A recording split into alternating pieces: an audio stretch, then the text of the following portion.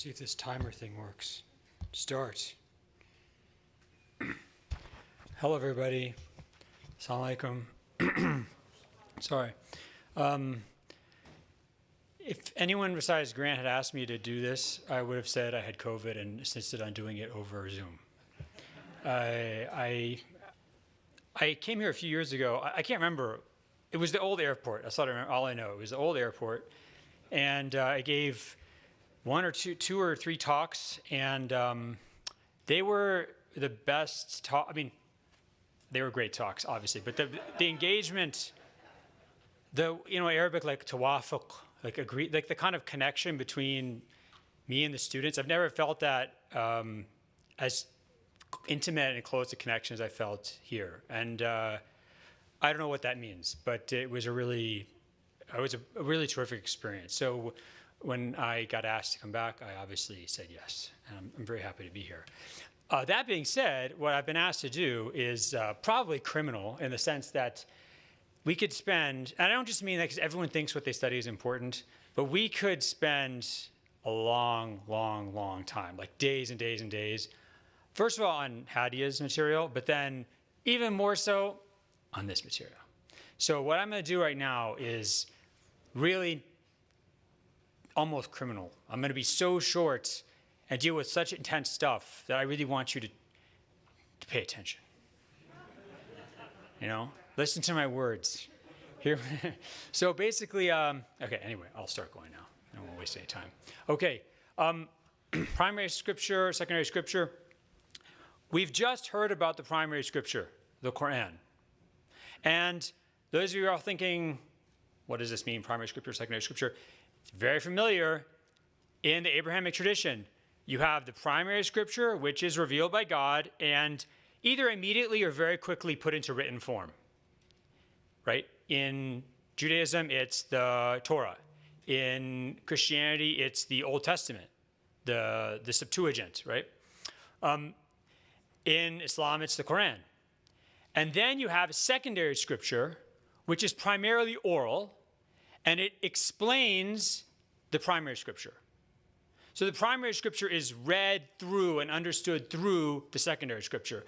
The 5 books of Moses in Judaism are understood through and interpreted through the oral Torah, literally Torah in the mouth, which is the rabbinical tradition, also believed to have been given to Moses on Sinai. In Christianity, the primary scripture, the Septuagint, is read through and understood through the teachings of Jesus, the secondary scripture, which are then set down in writing, within a matter of, let's say, 8 or 9 decades or a century and a half of the life of Jesus, right? So the lamb and the sacrifice of the lamb in the Psalms becomes the sacrifice of Jesus on the cross, as read through the secondary scripture. These secondary scriptures, primarily oral, are written down usually when there is anxiety about the loss of their meaning or about some kind of overly contested understanding, right? In the case of Islam, you have the primary scripture, which is the Quran. The Quran is a very small book. It is not Hadi, what's the usual thing? Is it like 3/4 the size of the New Testament or something? I used to know this, but I can't remember. If you remember, let me know. Okay, and in terms of law, there's only about 100 verses of the Quran which deal with issues of kind of Islamic law and ritual and things like that. So a lot of things that we, everyone associates with Islam, 5 daily prayers, things like that, are not in the Quran. If you look in the Quran there's 5, verily you shall pray 5 times a day, and the prayer times are A, B, C, D. You're not going to find it in the Quran. It's not there. This comes from the secondary scripture, which is the Sunnah of the Prophet. Sunnah means tradition. It means the path, literally the path of the tribe, like the way of the tribe. It's the way of the tribe of Muhammad. It's the authoritative precedent of the Prophet Muhammad. It is, as one Muslim scholar puts it, an infallible application of the book of God. The Sunnah of the Prophet is the Prophet Muhammad living out through his words and actions, his lifestyle, his teachings, the message of the Quran, and therefore explaining it, affirming it, and adding to it. Explaining it, affirming it, and adding to it, right? The Sunnah of the Prophet, you have to read the Quran through the Sunnah of the Prophet. And all Muslims have agreed on this until basically a century ago when some Muslims said no, but Sunni Muslims, Shiite Muslims, every type of Muslim you can imagine, they all believe you read the Quran through the Sunnah of the Prophet. They just disagree about what the Sunnah of the Prophet is.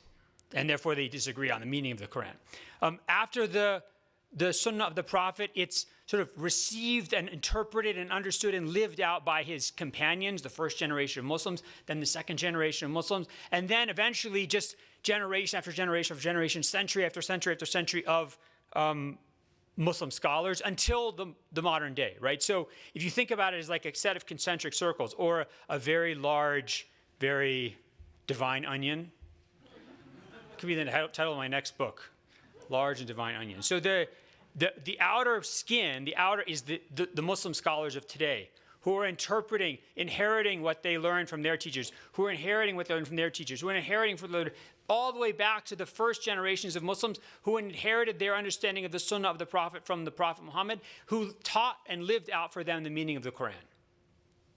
Right? So I mentioned earlier, you have to read the Quran through the Sunnah of the Prophet. If you think that there's 5 daily prayers in Islam, and if you don't, you're not Muslim, there has to be something besides the Quran. And that something is the Sunnah of the Prophet. The Quran tells you pray many times, right? When, how many times? How do you actually physically do the prayer? Everyone sees the pictures of Muslims bowing and things like that. That's not mentioned in the Quran. This is described by the Prophet Muhammad in his Sunnah. And by the way, some Muslims like to argue that we should read the Quran, understand Islam through the Quran alone. I'm not sure they want to do that, because if they did, the Quran says the thief, male or female, faqtu idayhima, cut their hand off as an exemplary punishment for what they've done. That's what the Quran says. But we know from the Sunnah of the Prophet that the thing has to be above a certain value. We know that the judge is supposed, from the companions of the Prophet and the Prophet himself, that you're supposed to ask the person many times, are you sure you did this? Didn't you think this was yours? Right? All sorts of other issues, to the point that in the actual practice of the Sharia of Islamic law, it's essentially, unless you want to get your hand cut off, you will not get your hand cut off, even if you steal, something extremely valuable. You'll get another punishment. It just won't be getting your hand chopped off. If you're interested in this, I know it's a big issue. I wrote a good article on it called Stoning and Hand Cutting. Or you can find it on Yaqeen Institute website. All right. This is going ahead of me. Okay. The Quran is a discrete book, right? I have one in my bag. I have a Mus'haf in my bag. I'm sure lots of people have them here with them, right? There is no, if you go to the library and you say, okay, I'm really interested in the Quran, but now I just saw this great talk by Jonathan Brown, and I want to learn about the Sunnah. So can you give me the Sunnah? There's no book. There is no book of the Sunnah. The Sunnah is scripture in the sense of divine revelation. There's no contained form of the Sunnah of the Prophet. The Sunnah takes several forms, and it's in favoring or emphasizing one of these forms over the other in different contexts that you find the reason for much of the plurality that Hadia talked about in Islamic law and theology. So one form of the Sunnah of the Prophet is communal practice. Why is it that in the mosque, everybody, when the imam gets up to give the sermon, everyone looks at the imam and faces them? There's nothing in the Quran that says this. There's no textual source that says this. What about the fact that you don't pay zakat, charity tax, on green vegetables? Did you know that? Probably because they go bad really quickly and you're not going to last. But this is something that Muslims have always done. These are just things that Muslims have always done. The lived practice of the Muslim community. It's also a tradition of reasoning, a tradition of problem solving. We might think of it as sort of like a spirit of the law. What are the values and the ways that the Muslims are supposed to think about things they learn from the companions of the Prophet, that they learned from the Prophet himself, that he was inspired with by God? So, for example, this is a good example. Hadi kind of talked about it, right? The Quran, the Prophet says, or the Quran says that people of the book, and usually this is understood as Christians and Jews mostly, they can if they're living under Muslim rule, they can continue practicing their religion. They just pay jizya tax. Okay. The Prophet Muhammad ﷺ says, oh, I should have said, I'm Muslim. You know what? I should probably just change my name. This is getting too inconvenient. So the Prophet Muhammad says, take the jizya from the Zoroastrians of a place called Hajar in Eastern Arabia, right? So the Prophet says, he extends this ruling to Zoroastrians. Then this tradition of reasoning, the early Muslims from the companions' time onward, they treat every community they come across as people of the book. So when Muslims meet Hindus, when they enter Sind in the year 711, or when they meet Buddhists in northeastern Iran and Central Asia, these are not people of the book, and they're not mentioned in the Quran. They're not mentioned in the Sunnah of the Prophet as people you take the jizya from.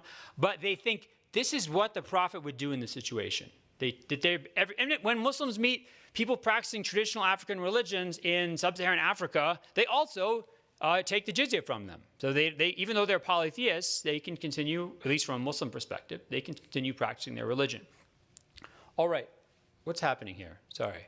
Okay, I think I must have set some timer on this thing where it's changing automatically. Okay, so the forms of the Sunnah, communal practice, tradition and problem solving, and, wait for it, Hadith. Someone was saying, wait a second, I was learning about Hadith. Here's the Hadith, people. Hadith are the most textual form of the Sunnah of the Prophet. If you actually want to go find a book that's going to be something like a book on the Sunnah of the Prophet, it's going to be books of Hadith.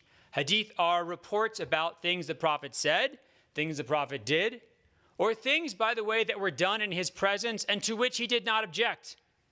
Why is that important? Because if you're eating something next to the Prophet and he doesn't say, you shouldn't eat that, that means you're allowed to eat it, right? So these are the Hadiths are reports about the things the Prophet said, the Prophet did, things that were done in his presence and to which he did not object. All right. Unlike the Quran, the Hadiths are not written down relatively quickly. I mean, the Quran, think about in especially kind of pre-modern period, this is set down in permanent form very quickly. We're talking maybe within a few years of his death, like 2 or 3 years, and definitely within 20 years of his death. And that in pre-modern time is pretty impressive. The Quran, the Hadiths are not written down like this. We have early Muslims kept kind of their own little notes of what the things the Prophet said and did. In the early 700s, early Muslim scholars kind of try to collect more material. We have some beginning of written collections. They didn't have paper, right? Paper only came from China in the late 700s. Writing materials like papyrus, parchment are very expensive. We have some of these surviving fragments from the mid to late 700s, a lot from the early 800s. And the major collections of hadiths are done in the 800s, and then a lot in the 900s and in the 1000s. But the mainstay hadith collections are done in the 800s. And unlike the Quran, which, as I said, is a very small, discrete book, there's no limit to the hadiths. And you'll say, wait a second. What do you mean there's no limit? We'll discuss reliability in a second. But in effect, if you went to a library and you looked at all the books of hadith collections, it would be just shelves and shelves and shelves and shelves and shelves of hadiths, of books of collections of hadith. But in Sunni Islam, there are 6 books which are seen as the kind of mainstay collections that you'd look at. They contain about 20,000 hadiths. And because a lot of hadiths are kind of repetitions of one another, they're like different versions of the same report, or maybe 2 reports stuck together. If you look at with repetitions, about 35,000, but without repetitions, about 20,000 hadiths in these 6 books. In Shiite Islam, in Imami Shiism, there's 4 collections, also written kind of 800s into the early 900s. Now, there's a problem, right? If you look at the Quran, you won't find any evidence of, the early civil wars in the Muslim community. You won't find any political disagreements, right? In fact, one of the reasons that Western scholars think the Quran comes from such an early period and isn't tampered with after that is because it doesn't bear any indication of these later intra-Muslim conflicts. So it's sort of, it predates them. This is not true for the Hadith corpus, okay? The Hadith corpus, there's a huge problem of Hadith forgery. And if you, maybe another useful parallel to kind of secondary scripture in the Christian tradition would be the problem of inauthentic gospels. So there's just sort of like proliferation of claims about the teachings of Jesus that are all, here's a book that purports to be the Gospel of Judas or the Gospel of Mary Magdalene, and et cetera, et cetera. All these different claims are being made. And what are people doing, right? As people convert to Islam in the late 600s, early 700s, 800s, they're bringing in their own cultural traditions, their own political disputes. Muslims are having their own civil wars. They're having theological discussions and arguments with one another. They're having legal debates with one another. And one guy's saying, my city's the best city in the world. Another guy's saying, your city's awful. My scholar's great. Your city's awful. Or your scholar's awful. All these ideas, what better way to legitimate them than to say, well, the prophet said that your city stinks. And the prophet said that my city is awesome, right? So that's literally the stuff you find in a lot of Hadith collections. So Muslim scholars, beginning in the second and third generations, they recognize there's this huge problem of forgery. There is a huge problem of forgery. But here's the problem. How do you figure out what something that the prophet really said, stop it, versus something that somebody is forging and attributing to the prophet? One way, right? If I said to you, believe this is really incredible. I was digging in my backyard, and I found this old text, and it says, this is the last will and testament of George Washington, and there will come a time, my American children, that there will be a man whose hair is as orange as the fire of hell. His skin also remarkably colored orange, right? Who will be bigly criticized and cause great I'd be like, oh, wow, look, I have proof that we shouldn't like Donald Trump, but why is this something George Washington wrote or not? Who can tell me? Come on, use your students. Show me your critical minds. Is it not? It's not something. Why is it not something George Washington wrote?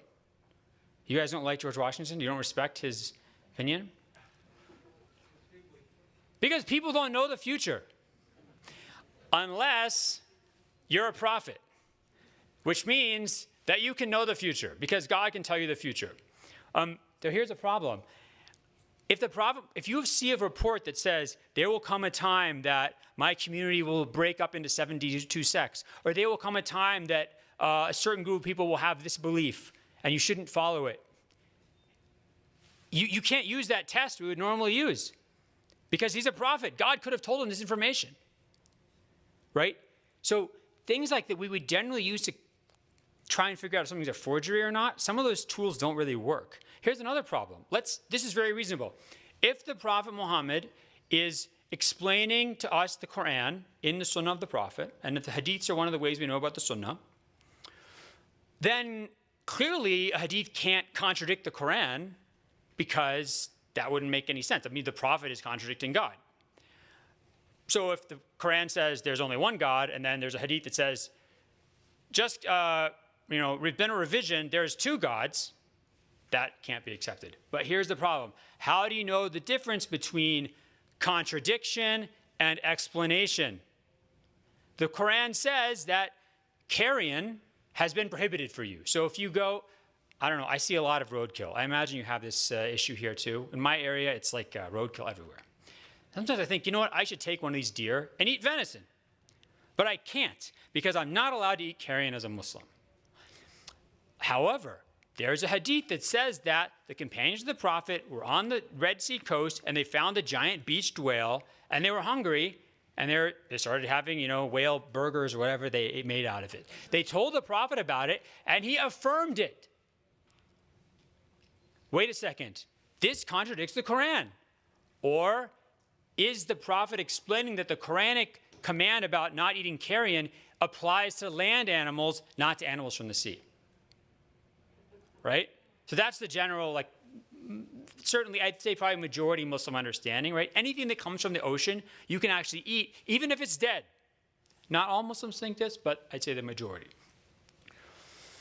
So you have a problem. Criticize, content criticism just to detect forgery is difficult. So Muslims start to, especially Sunni Muslims, in fact, this kind of defines Sunni Islam. They say, let's try and take meaning out of the equation. Let's try and figure out what's forgery, what's a forgery, what's not a forgery, through looking at the transmission of the Hadith. And here you have kind of two challenges and activities of Muslim scholars regarding the Sunnah of the Prophet, in particular, the authenticity of Hadiths, and then how you understand these Hadiths, how you relate them with other Hadiths, how you relate them with other forms of the Sunnah of the Prophet, like communal practice, reasoning, how you relate them with the Quran. So first of all, you have to figure out, is the Hadith authentic? And we'll do an exercise on that in 1 second. We'll do transmission criticism in 1 second. But in general, Muslims would say, all Muslims would say this, all Muslim scholars. If a Hadith clearly contradicts the Quran, the Prophet Muhammad said there's two gods. Okay, that can't be something he really said. If it clearly contradicts reason, here's a good one. The first thing God created was the horse. Then the horse sweated, and it created the world out of its sweat. Okay, somehow somebody made this up. I don't know, maybe they found like a stash of hallucinogenic drugs or something, but somebody made this up. If it contradicts reason, it can't be accepted. Like first principles of reason, like principle of non-contradiction. And if it contradicts the established Sunnah of the Prophet, it can't be something the Prophet said.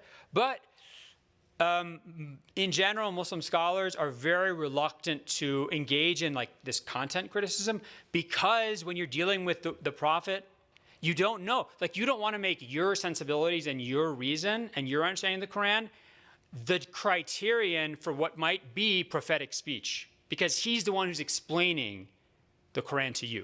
So it's a very difficult balance. A good example of this is a hadith that says, alleged hadith that says that a child born of fornication will not enter heaven. This, Muslim scholars, first of all, the chain of transmission was very unreliable, but also this is just clearly contradicts a very distinct, unambiguous Quranic principle, which is no bearer of burdens bears the burdens of another. La taziru waziratun wizra ukhra. No bearer of burdens bears the burden of another. So this child didn't do anything wrong. How can it be denied a chance to have salvation? So this is just rejected. The bigger challenge is not, well, I wouldn't say the bigger, an equal challenge, besides trying to prove if the attestation is reliable, is this something the Prophet said or not, is how to understand it. How to understand it. A good example of this is a hadith that's considered to be reliable. It says that cursing another Muslim is iniquitous, and fighting another Muslim is unbelief, kufr, unbelief, like the opposite of being Muslim, okay? On its face, this hadith seems to say that so I'm Muslim, Hadi is Muslim, she was recently in a car accident, it wasn't her fault, and I realized this is exactly the chance I have to finally settle my score with her. So I go up and kick her as hard as I can. Now, I have, according to this hadith, I have, what? I'm not a believer anymore. I fought another Muslim, and that's unbelief. So technically, I'm not a Muslim anymore, which is not a good thing. This is not how the hadith is understood. Why? It has to be fit into a bigger system. What are the Quranic verses on this issue? What do other hadiths say? What do our sense perception tell us about the world, right? So we know from a verse from the Quran that says, if two parties from amongst the believers, Muslims, come to have a battles, like fight each other with swords and stuff, then you should try and reconcile between them. Therefore, two groups of people who started fighting each other with swords and things were both called Muslims by the Quran. Therefore, this can't literally mean that me doing this, I would just be a really bad Muslim. Or what this means is that action is sort of on the path to unbelief, or that action is sort of a manifestation of unbelief, but that I'm still a Muslim.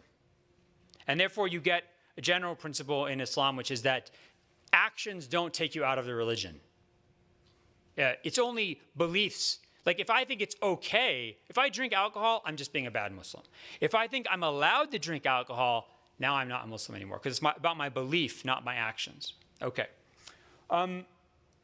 But this hadith is a great example of one of the biggest challenges Muslim scholars have in understanding the Sunnah of the Prophet, understanding the hadiths in particular, which is the nature of prophetic speech. Prophets don't talk like lawyers, because if they did, no one would listen to them. Everyone would be like, I'm out of here. I'm not. They certainly wouldn't be motivated by them, right? I have nothing against lawyers, but lawyers who are great motivators usually don't talk like lawyers when they're motivating their followers, right?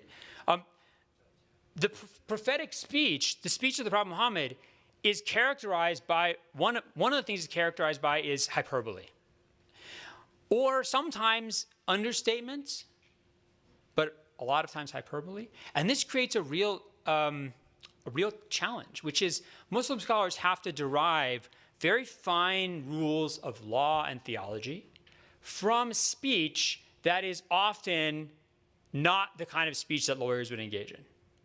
It's hyperbolic speech. This example of, this thing is getting away from me again, of me attacking Hadia, God forbid, not being Muslim anymore.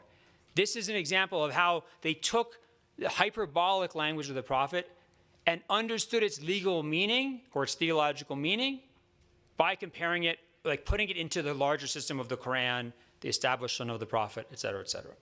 Okay, good example of this is the hadith we're going to look at, which is hadith of traveling by sea. Okay, so here you have change of transmission. They're called isnads in Arabic. Up at the top you have, why am I looking over there? I'm going to look here. Up at the top you have books. There's the Sunnah of Abu Dawood. He's from Sijistan, Iran, dies 889 of the Common Era, so kind of written in the mid-800s. Sunnah of Sa'id bin Mansur, it's earlier, the early 800s. Akhbar Mecca of al-Faqihi, also late 800s. So these are the books that, like if you were to go to the library and want to do research on this, you would go and get those books out of the library. Okay. You have change of transmission going back to the Prophet Muhammad, and you have two versions. Remember when I mentioned repetitions of hadith and why the numbers of hadiths in a book change depending whether it's a repetition or not? These are two versions of what's clearly the same statement, but one of them has this extra part on it. Okay, so let's start with the blue one on the left. Let no one travel by sea except on pilgrimage or fighting in the path of God. For under the oceans is fire, and under the fire is another ocean. Sorry. Okay. Now, we talked about sense perception. This would be a good argument for saying, wait a second, this doesn't make any sense because I don't know about there being fire under there. Maybe it means like magma and stuff like that and volcanoes. But then what about an ocean under that? It doesn't seem to accord with our understanding of the cosmos or of the earth.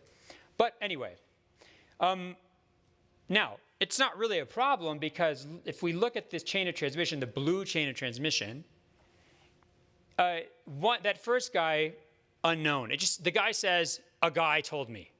So basically what the isnad is, Ismail bin Zakaria said, Mutarrif bin Tarif told me, that Bishr bin Abi Abdullah told me, that Bashir bin Muslim told him, that Abdullah bin Amr told him that the Prophet said something. So it's like sort of like a game of telephone, right? And then you have other chains. Mutarrif bin Tarif told me that Khalid bin Abi Muslim told him that Abdullah bin Amr told him that the Prophet said. So you can see these as like a transmission of a text, either orally or written, and then kind of getting set down in this book, which survives. These books at the top of the page. So Bashir bin Muslim said, a guy told me. Who's that guy? We have no idea. He could be crazy. He could be a liar. So in addition, by the way, Bishr bin Abi Abdullah, Bashir bin Muslim, no one knows who they are. No one knows if they're reliable. No one knows if they transmitted material reliably, et cetera, et cetera. They could be crazy. They could be liars. They could not even exist. So that chain of transmission is totally unreliable. So you can forget about, this issue is off the table. We don't have to worry about oceans under fire and fires under ocean anymore. Now we just have to engage in the challenge of interpretation, because let no one travel by sea except one on pilgrimage or fighting in the path of God.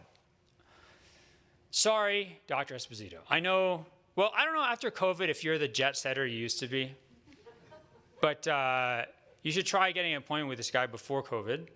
He was constantly on airplanes.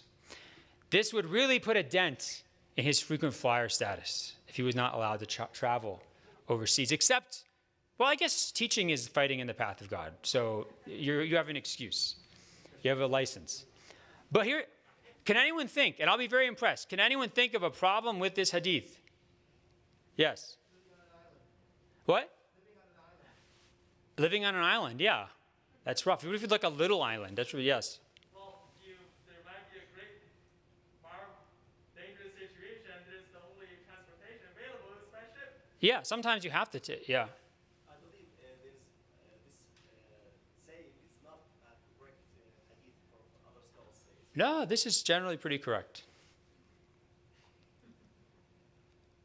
The Quran talks about looking at the boats, وَتَرَى الْفُلْكَ تَجْرِي فِيهَا مُوَاخِرَ فِيهَا وَلِتَبْتَغُوا مِنْ فَضْلِ اللَّهِ لَعَلَّكُمْ تَشْكُرُونَ. The Quran says in several places, one of God's signs are the ships that sail in the ocean by which you seek the bounty of God.